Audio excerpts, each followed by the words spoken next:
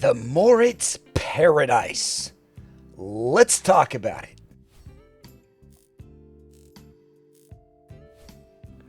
The Moritz Paradise. It is an 8-driver IEM on each side, 2 dynamic driver, 4 balanced armature, and 2 bone conductor drivers. It has some great features, a few faults, but it is overall a fantastic set. Let's start by talking about the build quality and comfort, then we'll go from there. The shell of this does not have a metal nozzle at the end, so it's hard to keep ear tips on this IEM. It does not have a lip. It is fairly dainty, but it is a overall beautiful shelled IEM. It looks and feels fantastic in ear, but it could be a little snug for some or a little bit small for some or not have great breathability for others. But again, overall, its shell is nice and pretty, but it doesn't have some of the features that I would want after a very class IEM. Although it does have a very awesome looking faceplate. I love the design of this. I think it's kind of simple, kind of gaudy, but fun. Again, the nozzle to me is just kind of okay. It's not too thick, and it does have my mortal nemesis. You see them, dip switches. I hate them. This cable isn't super exciting for the price that you're paying. It is a nice cable. I couldn't find anything about the cable, but I want to say it's a silver cable, the same as the Dragon. You'll notice it does have a nice spongy feel to it. It is comfortable, but kind of thin and tangle prone.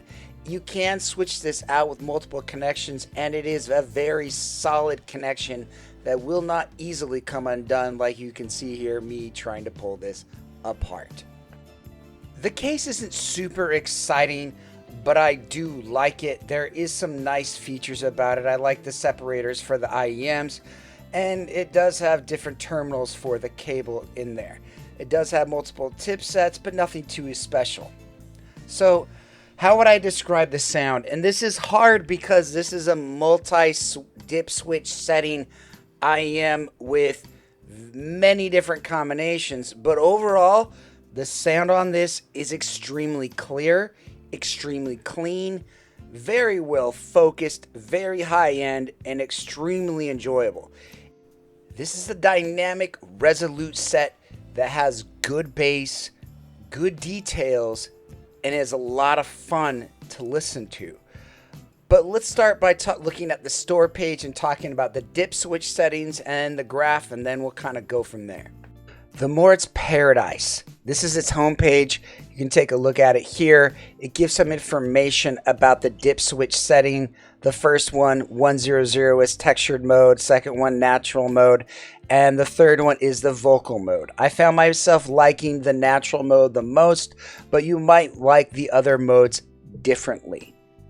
Now the Moritz graph, this is something interesting to note. One of my major faults with this is that it does have a little bit scooped mids. And what I'm saying here, if you'll notice here, how this is normalized at 500.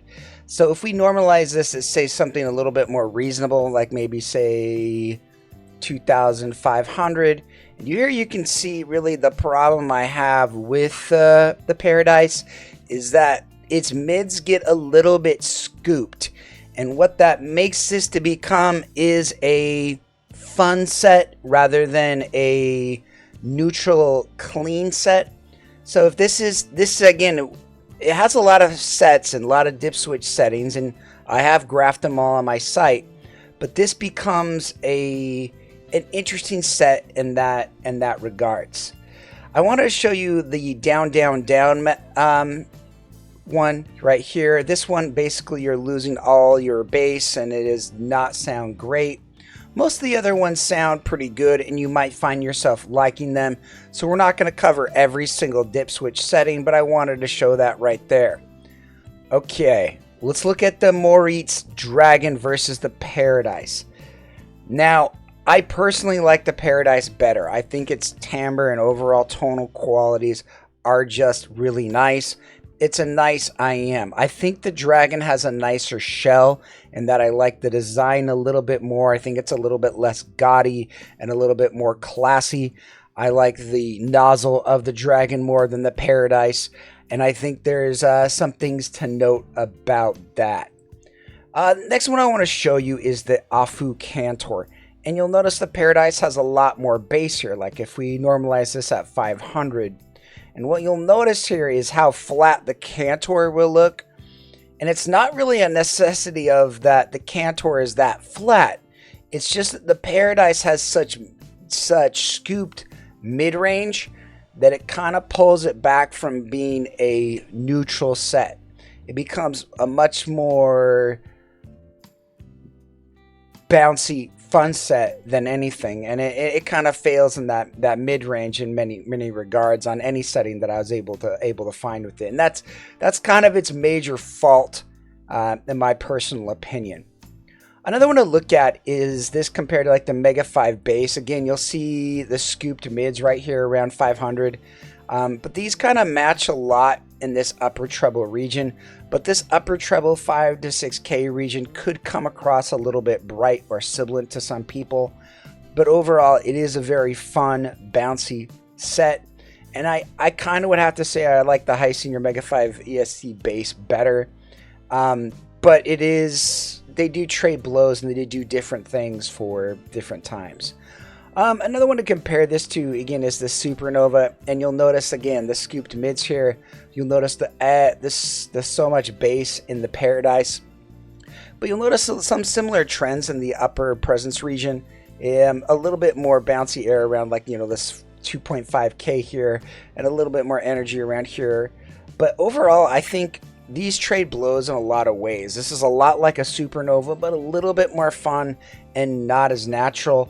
And so that's kind of my fault. Like, I wish you could get a Paradise setting that was a lot more flat and a lot more neutral. But with all my finding, I could not find one that was as flat or neutral as I wanted. Yet overall, in ear, it still sounds fantastic. It's still a lot of fun. But every once in a while, you do hear those scooped mids come out. Another one to compare this to is the Theaudio Origin. Again, you'll see the scooped mids on the Paradise. You'll see a ton of bass. They both have bone conductor drivers. I kind of like the shell of the Origin better, but it is a large shell. And if that's one of your concerns, that could be something that may not be for you. I think the micro details on the Paradise are better, but like space and air around you on the Origin are very good. These are both, even though they're really expensive, they're not like really great, well-rounded sets, and they have a lot in common. And I think there are some minor issues with both that, for me, were holding them back from being some of my favorite sets, although I really like both sets and think they're both fantastic sets in their own rights, but they're both kind of fun sets. So the Moritz Paradise, let's rank this guy up. I mean, overall, it has great bass. It feels very dynamic. I like how it moves and bounces in my ears. The fact that the mids are so scooped becomes really kind of problematic and challenging on certain tracks of music. It lacks a naturalness, but it is have a sense of fun. Its air and detail is very good. It's a very technical set. And so I think this is a funny set where, like, you know, I think if you can get a chance to demo this set and you can have, like, you know, the 2 hours that you would need to be able to mess with the dip switch settings and really get a chance to maybe demo this in home, this might be an absolutely insane value IM, especially if you don't mind dip switches. Like, for me, I don't like them, but I think other people might because they present great value.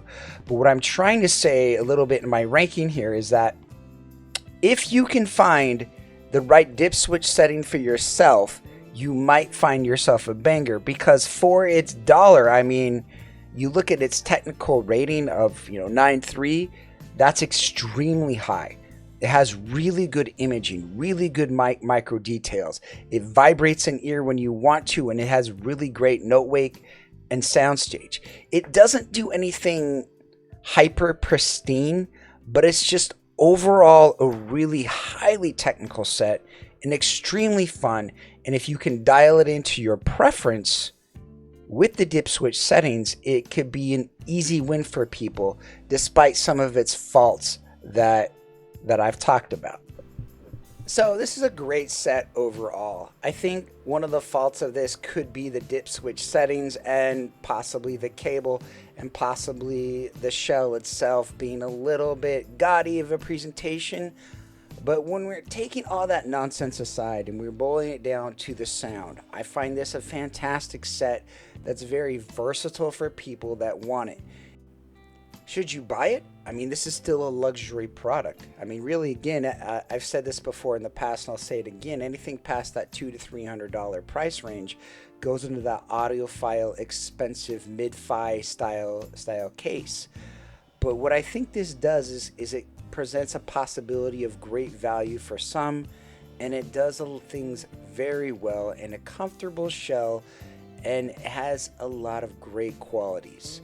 Thanks for watching my video. If you guys have any questions, leave them in the comments below, and I hope you guys have a great day. You're still here. It's over.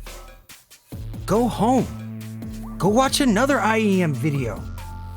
It's done. That's the entire video. What more do you want?